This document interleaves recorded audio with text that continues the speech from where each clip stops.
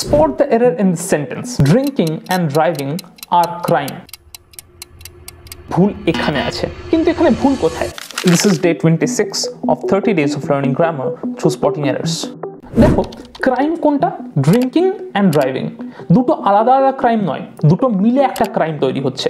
এবং দেখে অ্যাপারেন্টলি মনে হতে পারে যেখানে সাবজেক্ট দুটো ড্রিঙ্কিং এবং ড্রাইভিং, তাই দুটো মিলে একটা প্লুরাল সাবজেক্ট তৈরি হচ্ছে, কিন্তু আসলে ব্যাপারটা সেরকম নয়। ড্রিঙ্কিং অ্যান্ড ড্রাইভিং দুটো জিনিস মিলে একটা ক্রাইম তৈরি হচ্ছে, এবং যখন এরকম একাধিক সাবজেক্ট মিলে একটাই জিনিসকে বোঝায় তখন সেটা সিঙ্গুলার সাবজেক্ট হিসেবে দেখা হয়, তাই জন্য তারপরে ভার্বটাও সিঙ্গুলার বসে। অর্থাৎ এখানে এই সেন্টেন্সটাকে যদি আমি কারেক্টলি বলতে হয় তাহলে বলতে হবে drinking and driving is a crime.